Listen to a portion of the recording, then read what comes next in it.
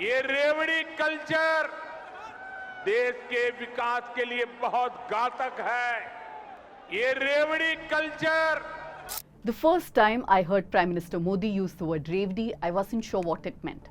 Someone said it's a Rajasthani sweet. But surely the Prime Minister wasn't talking about a dessert.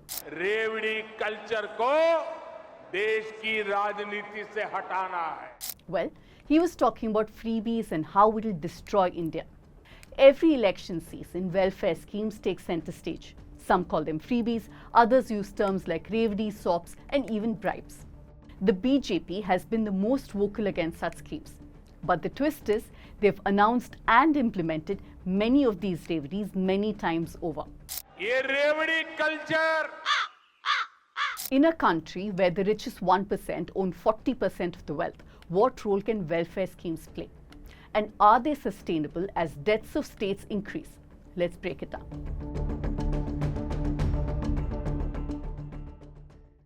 So many of you write to us sharing your appreciation and criticism for our work. And trust me, it's always amazing to hear from you. Your support keeps us going. But the thing is, this kind of work is possible because we've made a commitment, a hard one at that, to not take sponsorship from any corporate or government or political parties even, and depend only on you, our audience.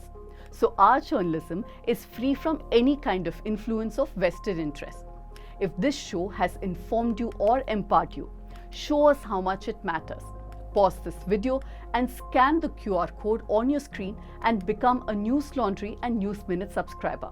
Or you can click on the links in the description after the video, either become a subscriber or contribute to a reporting fund.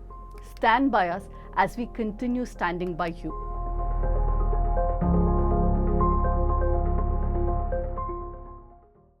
So what is a welfare scheme?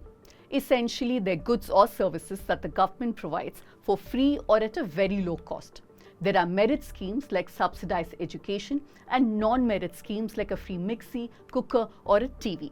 First, let's look at why governments in India cannot do away with welfare schemes.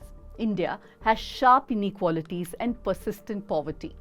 India is still deeply divided by caste, religion and gender. Many communities have limited access even to basic resources. So welfare schemes help level the playing field by providing things to those who need them the most. They're a way of making sure everybody gets a fair shot.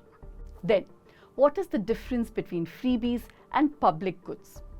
It's easy for the privileged to dismiss such measures as sops or freebies. But there's research that shows that measures like these can really help. Let's take a look at a few real-life success stories. The midday meal scheme was first introduced by the Justice Party in Tamil Nadu in the 1920s and then expanded by Chief Ministers K. Kamaraj and MGR. It was a simple idea: one free nutritious meal for a school-going child. Every Chief Minister then added something to the scheme. For example, Karunanidhi introduced eggs, Jayalalitha brought in variety meals. And the result? Millions of kids get free meals, school enrollments increased and dropouts decreased. And most importantly, more girls went to school. Midday meal scheme was expanded nationwide and is one of India's most successful welfare programs. Over the years, there have been other schemes in Tamil Nadu that have contributed to better Human Development Index. For example, the Karunanidhi government gave free color TVs to poor families. Studies have shown that this promoted education and better access to information, particularly among women. Jayalalitha launched several welfare schemes like the free laptop distribution scheme, which helped bridge the digital divide.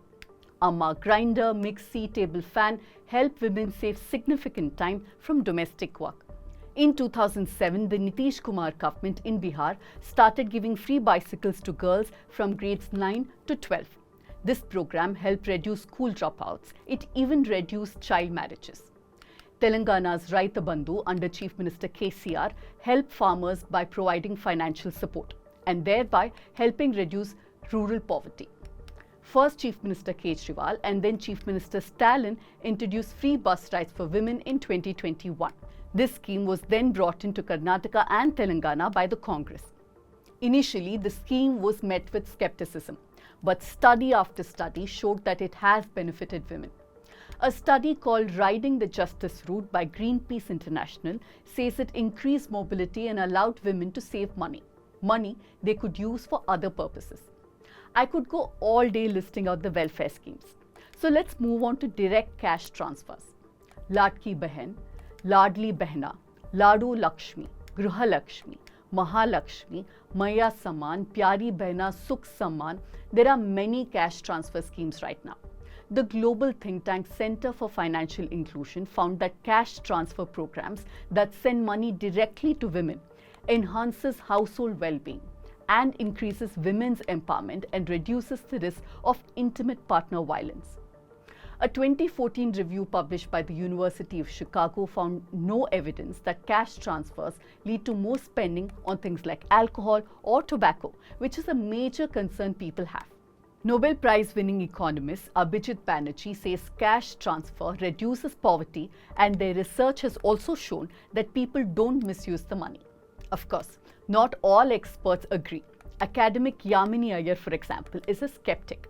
She says governments are using cash transfers like a quick fix instead of investing in long-term solutions, strengthening public system, and creating economic opportunities. The politics over welfare schemes has been acrimonious. On top of Prime Minister's Revdi attacks, BJP leader Ashwini Kumar Upadhyay has filed a petition in court to control parties from promising SOPs. The government backed this petition, with Solicitor General Tushar Mehta arguing that welfare schemes could cause economic issues and interfere with voters' ability to make informed decisions.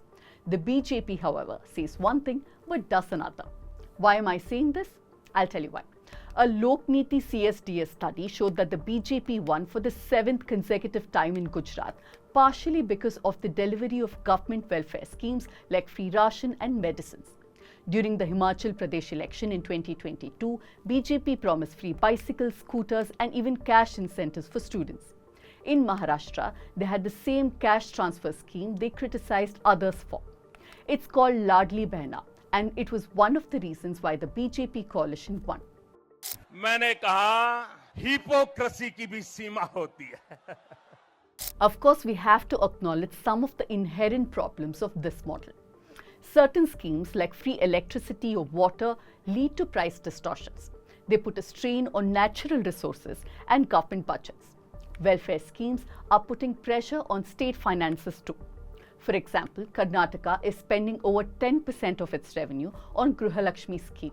Andhra Pradesh, Kerala and Tamil Nadu have been struggling with revenue deficits for many years, and now Karnataka has joined them. On top of that, these states have large debts and spend a lot of their revenue on salaries, pensions and interest payments. Finance Minister Nirmala Sitharaman has promised that the next union budget will lay out a roadmap for India to become a developed country by 2047. But it's a massive challenge. India's per capita GDP is currently at $2,700, and it needs to shoot up to over $20,000 to join the club of developed nations. For this to happen, India needs to focus on better education, skills, healthcare, and access to basics like food, water, and sanitation. Welfare spending, especially in rural areas, will be key to making this happen. But governments cannot just give SOPs and stop.